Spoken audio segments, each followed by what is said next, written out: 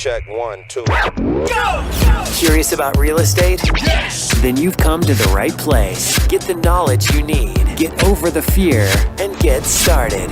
This is the Michael Quarles Real Estate Show with your host, Michael Quarles.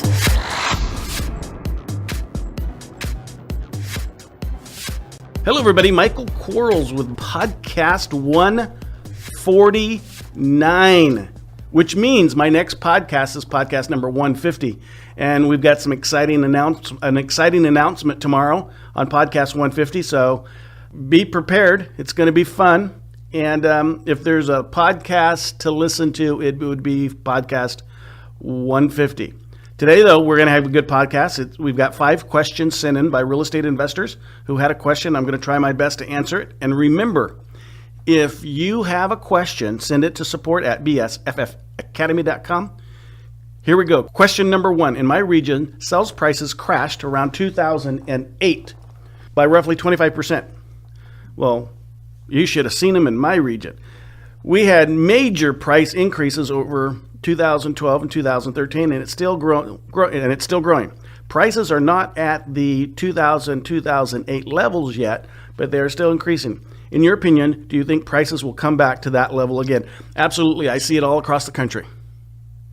Now, keep in mind, when we market, the ideal area for me to market to, besides someone that has a house to sell with a bucket load of equity, is if I can get an area where the bell curve is on the swing, going up, and it's only halfway to where it was in 2007, 2008.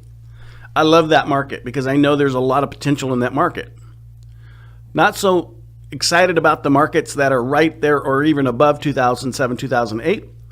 However, I really like the markets where the bell curve is right in the middle of that or climbing and got a steady climb. Now, I don't want to see a heartbeat on the bell curve. That doesn't excite me at all. So I want that thing to be coming up. Good question, though, by the way. Question number 2. In most of my seller calls, the seller is not willing to give me an asking price. They want to hear what number I can come up with. How do your Alex and Ryans handle a seller that is unwilling to provide an initial price to start from?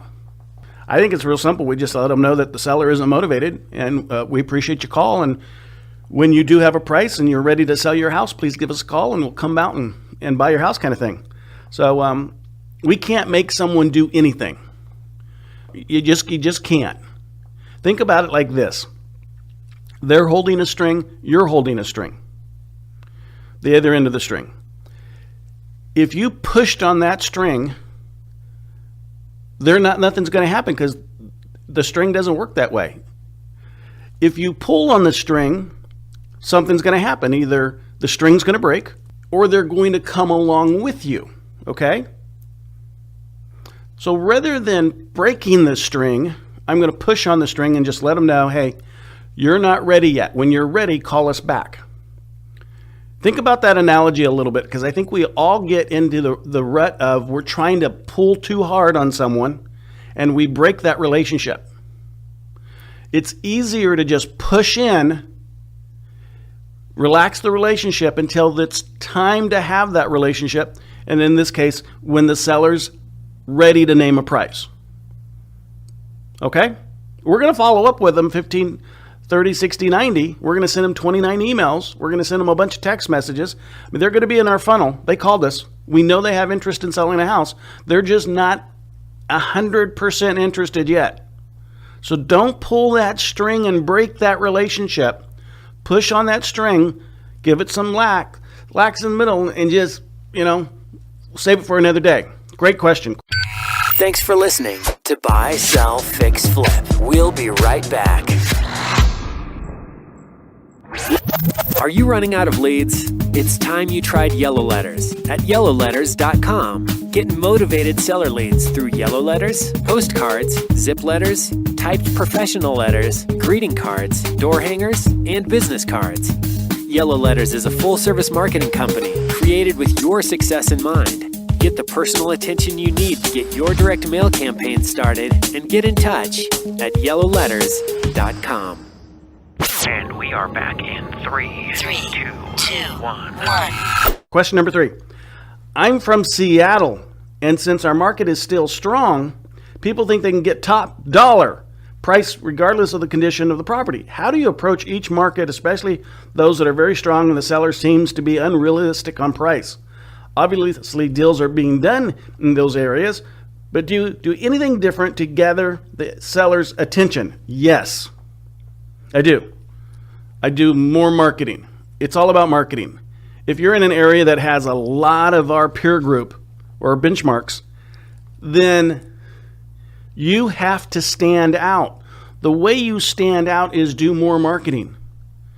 Because as you said, in every market, people are buying houses at discount.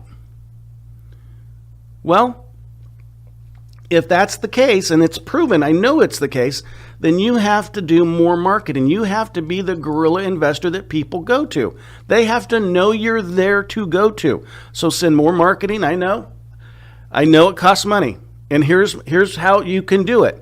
You either get a side job, a second job, a third job, or you live less. So I said it before, cook your own food. Don't go out so much, Drink water instead of beer or coffee or Diet Coke. And save some money by changing a little bit of your lifestyle so you can make bucket loads of money by doing more marketing. That's all it is. It's about marketing. You have to be the walking, talking real estate investor anyway. And so just do more of that. Greet people. Work your center of influence. And there's so many ways to buy houses and market for houses. And so if you're in a tight neighborhood, a tight market, just got to do more of it. That's all you got to do. Just do more of it. If you think about for a second why Geico is on the TV as much as they are, is because they know they're not the only insurance company in the world. And they have to market and market and market and market and market and market and market and make people remember the gecko and the caveman and the pig that talks and all that kind of stuff. So let people know you're there and then go buy the house. Great question. Question number 4. What is your monthly or annual budget for marketing and employee overhead expenses? Great question, not answering it. Question number 5. What would you recommend my annual or my monthly marketing budget and employee overhead budget should be to do 20 deals a month?